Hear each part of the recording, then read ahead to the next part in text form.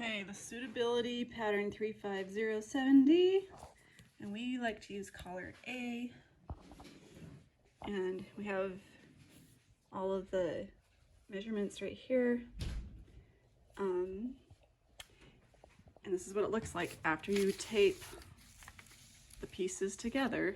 Of course, this has been used a lot, and we actually added a couple inches onto the sleeves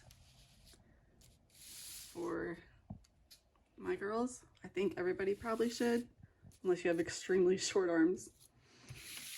And anyway, so we have all of these. There is an interfacing piece that I do not use because the material that we use is this two-way stretch taffeta that's nice and thick, so you don't really need interfacing. So we have the cuff, the collar, the sleeve, and the two pieces for front and back. Okay, so now we have this piece, the back piece, on the fold. Notice we have tons of extra material. We just pulled what we needed for this one shirt. She's gonna make the sleeves out of a different material, so that means we don't have to use as much of this. So you can see that this is where we came to, and this is how much more we have for another shirt later. Okay, so, oh, we need to also think about keeping this as, we're gonna make this 3 inches longer than normal. So we need to make sure, and I would suggest everybody goes 3 inches longer than what's allowed in this pattern. Or else you're going to be untucking your shirt a million times when you're writing. This doesn't have to be on the fold necessarily, but we're just putting it there for fun. We'll just cut that edge later. This does say place on fold for the collar. We're going to keep that on the fold when we pin it. And this one, we're also going to make sure we have 3 inches. This is the back piece, and this line right here, this line has to be on the fold right there when we pin it. Bada bing. And we got to make sure that we don't pay attention to the grain where it says the straight grain. Ignore that, because we want the stretch of the taffeta to go widthwise. I can't do it with one finger. Anyway, it stretches one way only, not the other way.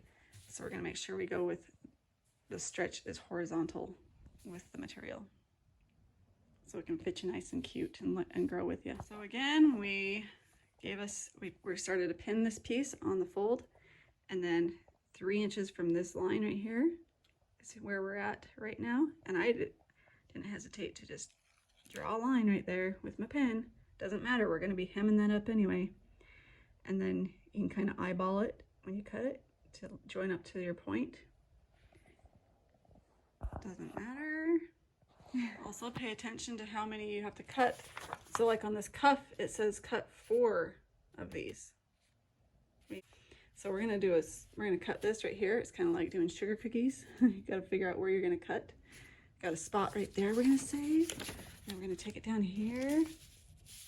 Do the same right here. So we got enough material right there. And then we're gonna get our fork, because this is doubled.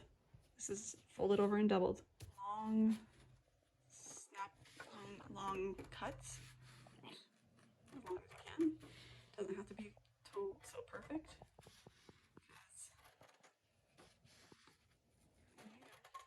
Now sometimes people will make a little notch right there in the fabric where that notch is for later.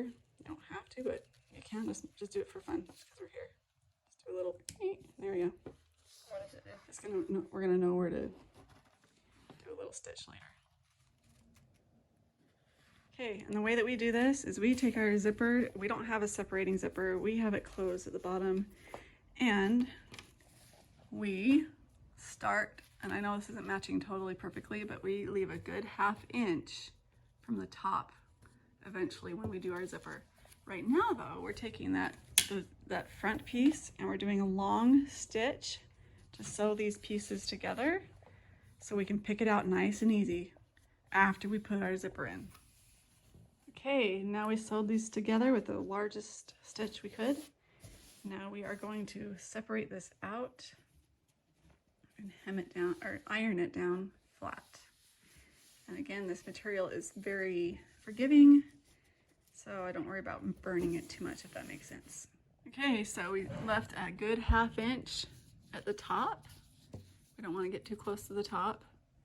And then we're gonna, we pinned it all down so it's even with that middle stitch, the zipper, because we're gonna take that, we're gonna undo that middle stitch after we sew the sides with our handy dandy little zipper foot. Okay, so on this foot, I placed this, you have this bar or that bar to choose from. When I'm doing the zipper on this side, that's where I want to have the zipper foot, because it's gonna, the edge of this zipper foot, after we pass the zipper head, it's gonna be grazing the side of this zipper. This foot is gonna be grazing the side of the zipper on the way down. It's just a little tricky getting around this bad boy at the very beginning. You can do it, but here we go. Okay, now we're taking off the stitch that we did in the beginning to hook up the two pieces together, because we put the zipper on each side. So it doesn't look so pretty, but it'll all work out in the end. Okay, we're gonna put our foot back on, our normal foot. Okay, so we unstitched all of it. We have our zipper in place. You can eventually pull out all those little extra threads from when we pull the stitches, but right now we're just gonna keep on sewing. Right now, we actually skipped a lot of the steps because we're not doing the interfacing garbage. We're gonna just start with, go to step 9 and attach the back to the front up at the shoulder. Okay, so we have, here's the back of our neck, our collar, there's the front, the right sides are together. We're just working on this one right now. We just measured, or we matched up that corner to the other corner of the front and the back, and we're gonna do a zigzag like it says in the instructions. 1/2 inch seam allowance with the narrowest width zigzag stitch. So narrow on this thing is right here. We're gonna go narrow, narrow. Oh, we gotta first do a zigzag. So we're gonna go to 0.3 and we're gonna go narrow, the narrowest. What? Okay, we're gonna go not that narrow. Right there. Okay, we finished that. We trimmed the excess, and then we're gonna get out the iron and press down the seam towards the back of the shirt. This is the back. Press the seam down towards the back. All right, next step, collar. We have our interfacing. This is not fused kind. If you have fused kind, use it, because you can just iron it on and it will stick right to it. In our case, we don't, so we're pinning it. And then we're gonna have to flip. Sorry, don't use that yet. We're gonna flip up the bottom piece 1/2 inch and press it up right now. Okay, so we press that up about 1/2 inch. But we have our other piece of our collar and the other collar interfacing together. Now we're gonna pin. I already pinned this corner together. All of it's together. You're gonna pin this together, pin all that. Eventually we're gonna sew over this flipped piece with a, I think it's a 1/2 inch allowance. Let's see. A 1/2 inch seam allowance right there. Pay attention to the instructions here. You're going to go into the corners, shorten up your seam distance, do a few stitches horizontally. You're going to be pivoting in between there. Okay, so we started to sew. We're starting to sew our collar with the flipped edge up, 1/2 inch seam allowance. And we always keep our little needle position down so it stays down when we want to pivot. So here we pivoted, and come on down. And we're gonna come right to here, and we have to stop. And here, hold this, Mackenzie. Hold it right there. And we're gonna pivot this right here and go straight across a couple stitches. Actually, we're gonna make it smaller. We're supposed to make it smaller. Leave it in again, pivot again. Come right off the back side. Leave it small for 10, 12 stitches.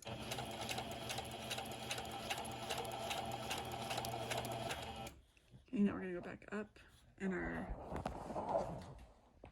stitch length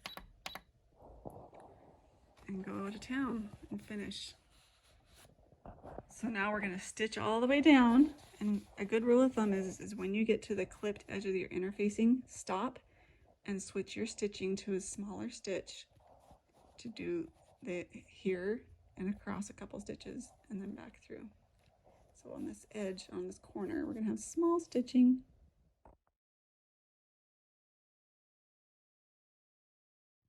So now we are going to trim the seam allowances that we just created, and then we're gonna flip it inside out and iron it and press it nice and flat and pretty. So now we're gonna, she cut the edges off, whatever the crap is called. Interfacing. Oh, yeah, the interfacing and the seam allowance, yeah. Now we're gonna flip it inside out, okay? Before we press it. Now, the trick is to get a blunt, nice, soft end of a pen. Not the pen itself, not the inky part. Just something that's blunt that we can push the corners of our collar out without busting through the seam. We don't want to poke a hole. But it should be fairly strong. We just got to do this to both the points of the collar so it looks pretty and pointy. Okay.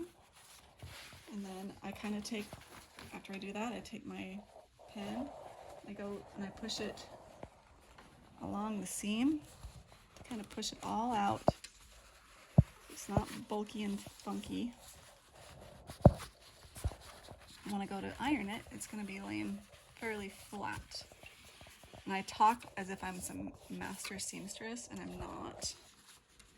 So funny. Okay, so just get those out flat. And then we're going to iron it. Okay, just pressing her collar. Just the edges that we sewed. It's going to be nice and pointy when we're done. Okay, so here is the bodice. The zipper's on the front, zipper down. Got it separated out. The back of my shirt is facing me. Okay. Then I take the collar. The interfacing folded side is towards me. Longer piece. It's on the back. And we're gonna find the center of the collar.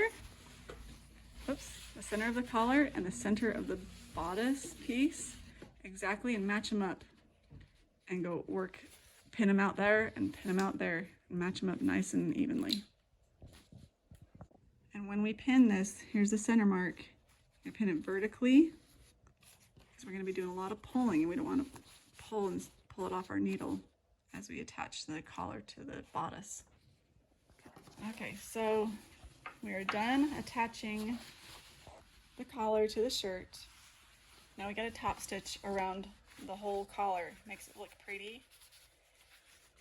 So we got to take our other part of our collar, just lay it flat and lay our stitch, our other, whatever the heck that's called, extra junk. Flip it up there, fold it down. And this is where we take the opportunity to tuck up the extra corner stuff. when we start. And we're just gonna top stitch. Top stitch is just like this. Here's on this shirt. We've top stitched around the outer edge to make it look flat and pretty. See how we kind of tucked in that junk right there? That's all top stitched. And even look, we even messed up right there and the world keeps spinning. Still looks good when you have it on. Nobody can tell.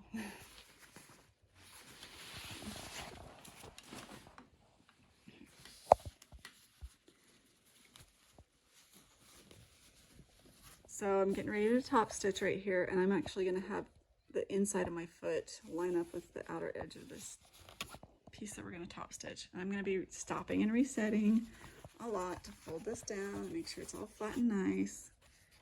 Just take your time. Okay, so now we gotta get this sleeve action going. We go 24 inches for this one because we want longer sleeve lengths.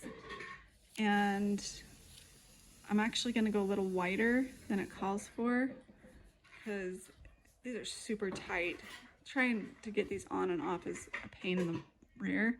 So we're gonna, as I come down here, I'm gonna start tapering. Actually, as I come down here, I forgot to do it when I started cutting over here, so I'm gonna do it, make up for it over here.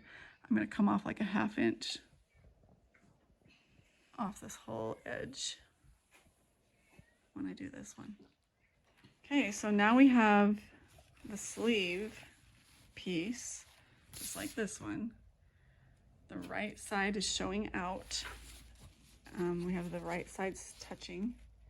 So we're gonna take the armpit piece, go across the top of the shoulder to the other armpit, do a zigzag on the narrowest setting, which is 3, and we're gonna go 3.5 for the narrow. I'm not gonna go to the total narrowest, and we're gonna do a 1/4 or a 1/2 inch seam.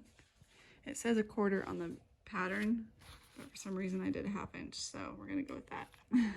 Okay, we got the sleeves sewed on. Now we're gonna flip it inside out and go sew the bodice together, start in the armpit area and go down, and then start in the armpit area, go down the sleeve on each side. So she's sewing down the side. And we started it off in the armpit, and we made sure the seam is folded down so it's not rubbing up in your armpit when you're wearing it.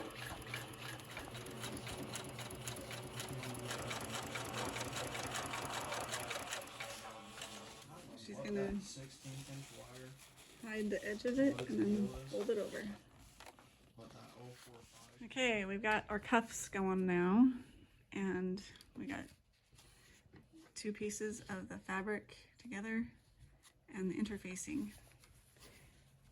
And we are gonna sew just like we did the collar around the whole shebang. And we're not attaching this permanently to the sleeve. And so we're gonna do a Velcro ending. Okay, so she sewed all the way around the cuff, except right here we lift it open because we're gonna push it inside out. And it's also a good idea to backstitch at the end and the beginning of this, so when you flip it inside out, you're not ripping anything. And again, we're gonna use our pin, not just the smooth end, to get in there and push the corners out. So now we have our cuffs done. I just have some Velcro that I'm going to put on each end, towards the end.